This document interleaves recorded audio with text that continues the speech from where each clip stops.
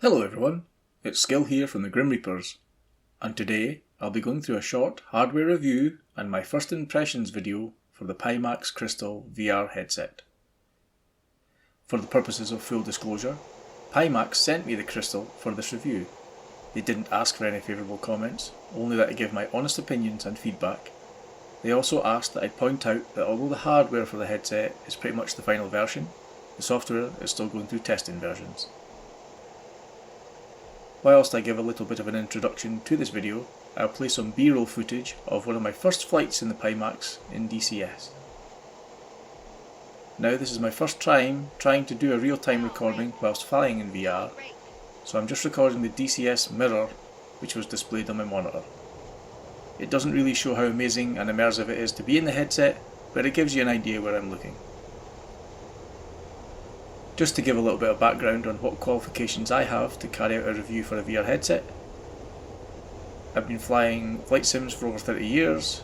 I bought an Oculus Rift CV1 way back in October of 2017, and from that point I was hooked on VR for flight sims. After the Oculus CV1 I upgraded to the Oculus Rift S, then 2 years ago I upgraded again to the HP Reverb G2. That's an excellent headset, but a few weeks ago I purchased the Pico 4 to try out the aspheric lenses that everyone was on about. This will be my first experience with a Pimax headset, so we'll see how this goes. Anyway, after about 6 years experience of flying DCS in VR, as anyone else who uses VR knows, that is a long time spent tweaking settings trying to get the most out of whichever headset you're using. Before I go on, I will tell you what my system specs are so you can judge the relative performance of the Crystal later in the video. I am currently running an Intel i7 12700K with 64GB of system RAM and an RTX 4090 GPU. Lastly, and yes, I am going to get on with it eventually, this review will be solely based on my experiences so far with the Crystal, using it for flight simulation, specifically in DCS. Although I do plan to make further videos regarding its use in other sims and other game types in the future. Okay, now that I've gotten all that out of the way, let's crack on with what you're here to watch. Before I get to the unboxing, let's look at some of the Pimax Crystal specs. I won't read through everything, but I will post up some images and point out some of the most notable features. QLED and mini LED panels with a display of 5760 by 2880 pixels. Glass lenses, which allow up to a 35 pixel per degree display. Local dimming. Eye tracking and auto IPD adjustment. Inside-out tracking. So unlike other Pimax headsets, no need for base stations. Although, you will be able to use them with an optional upgrade in the future. And last but not least, usable for PC VR and standalone. Okay, let's see what I got in the box.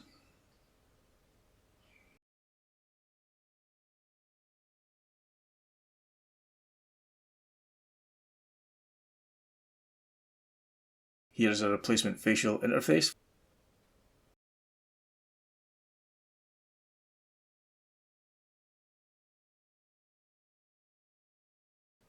One of the batteries held within the charging dock.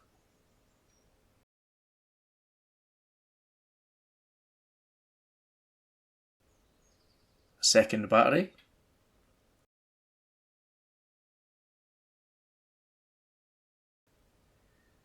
The headset itself, with the added foam protection for the head strap clip whilst in transport. I'll put the headset aside for now and come back and have a look at that later.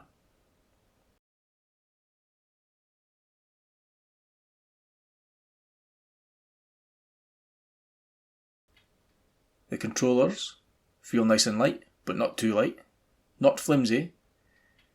They seem to be of a kind of standard design these days, with the tracking rings over the top.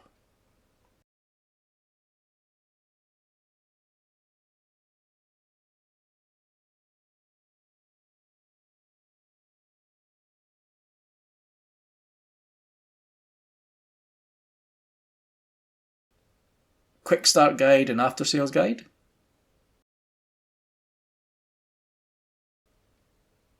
A box within a box, which contains all the cables and things.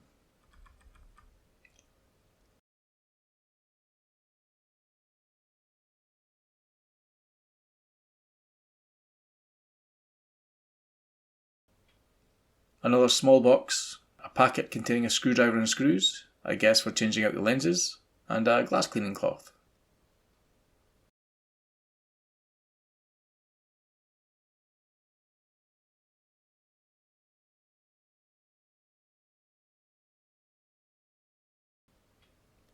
A powered USB hub that Pimax recommends using to increase the battery life of the headset.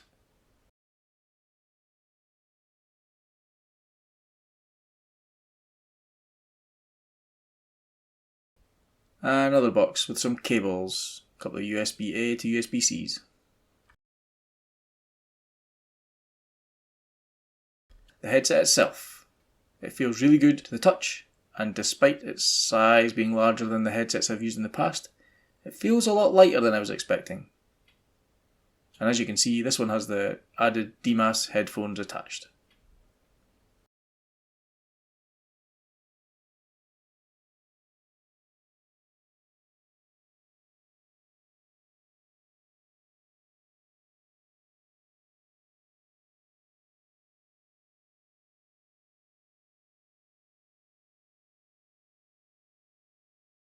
The headset feels like it's made of high quality plastics and is nice to the touch, has a nice satin finish to it. The head strap is articulated and has plenty of movement, allowing you to adjust it so that it fits comfortably. It has the ratchet wheel at the back to tighten it up, and it has an over the top adjustable head strap.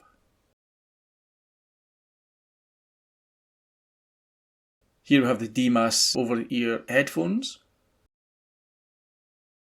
At the top left of the headset, there's a rocker style switch for the manual adjustment of the IPD. The top right has the power button and volume controls. Behind these there is a switch to change the headset from PC VR mode to standalone mode. There's a kind of extension to plug the DisplayPort cable into, which makes the port easily accessible. I guess this is for when you want to disconnect from the PC and go standalone. There's also a cable management channel set towards the rear of the head strap. As I say, the rear of the head strap contains the battery. The weight of the battery at the back actually balances out the weight of the headset at the front, meaning that although the crystal is heavier than the headsets I've used in the past, it still feels balanced and comfortable enough that I don't really notice the extra weight. As for the size of the crystal, like I said, this is my first experience with Pimax, so I wasn't really sure what to expect. It is certainly larger than the G2 and the Pico 4, but again, as I said, it feels nicely balanced. I didn't find its size to be an issue. Having spent many years with VR headsets, I have in the past had both good and not so good experiences with connecting them and setting them up. I can very happily report that in the case of the Pimax Crystal, that after unboxing it, I installed the Pimax client and the Pimax XR control center, connected the cables to the provided USB hub and the GPU, and was in the DCS menu in VR in less than 15 minutes after the unboxing. So in my case, the initial setup was probably the easiest and most trouble-free I've ever had with any VR headset. That being said, that was without any tweaking of settings that I know will be inevitable at some point, but it worked literally straight out of the box. Let's get to the bit that everyone wants to know about the Crystal, the visual quality.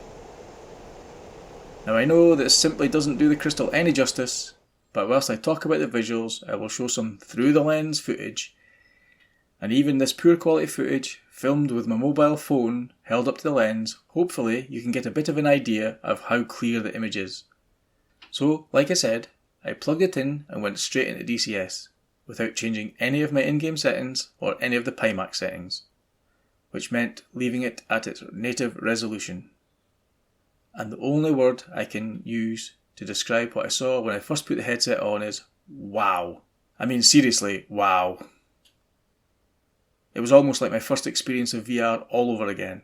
There is no way to describe how insanely good the visuals are compared to any of the headsets I've used before.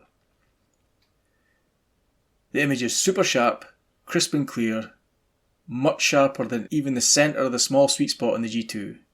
Not only that, it is the same sharp image which extends across the vast majority of the whole field of view. The field of view itself is much larger than any of my previous headsets too, particularly in the vertical aspect. The colours are just amazing. The QLED panels provide colours that are extremely vibrant and bright. The colours are even across the whole display, and I could not see any sign of mura or discoloration. The local dimming means that the dark areas can be really dark, and the contrast between the dark and light areas is stunning. The display is even and without any distortion that I could see. If I try really hard, I can just about make out the pixels, but in real terms there is absolutely no screen door effect, and because the lenses are spheric, there are none of the Fresnel lens God rays. Did I mention the clarity and sharpness of the image? Yeah, I did. But I want to be absolutely clear about this. This is by far and away the best VR image quality I have ever experienced. As I said, my Crystal has the DMAS headphones attached and the sound quality is brilliant. Certainly up there with the headphones on the Reverb G2, and much better than the piped audio out of the Rift S or the Pico 4. Okay, for the last section of this initial impressions video, I'll play some footage of a short dogfight I recorded. I recorded this once I had done a slight bit of tweaking by turning the Crystal's render resolution from native to 75% and made sure that all of the motion smoothing was turned off. To be clear, even after turning the resolution to 75% to increase game performance, I can honestly say the image quality is still far better than any other headset I've used. Here are my in-game settings, which I haven't changed and are the same as I used for the G2 and Pico 4. As you can see, the frames are hanging around at the 90 mark with occasional spikes and dips. I'm not sure that the mirror recording is doing the Crystal justice, as inside the headset things look mostly smooth. I appreciate that this is just a simple instant action mission, however I have flown one of our large multiplayer missions and the performance was excellent. I still have a lot more testing to do in larger missions, so I'll give updates on performance in future videos. If nothing else, the wee picture-in-picture of my head flailing about wildly whilst looking for bandits will show some of the non-VR users how much movement you need to do whilst flying in VR. You can also see that the headset stays firmly in place despite its size and weight. It's very well balanced thanks to the battery at the rear. This means that I find it comfortable to wear for flying 1, 2 or 3 hours at a time, no problem.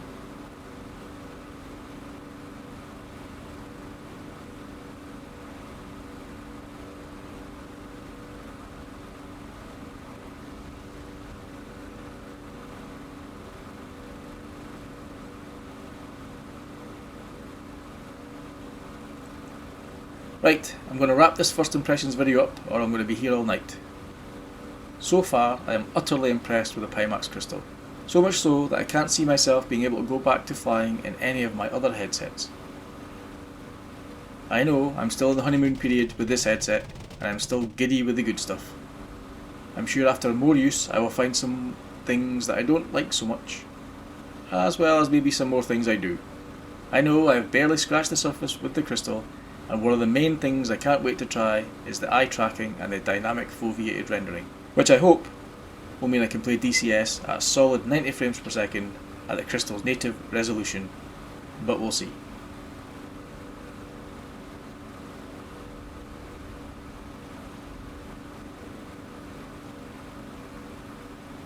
I will be back with more Pimax Crystal videos and a final verdict once I have dialed in some settings and hopefully get to show off some of its new features when I can use them.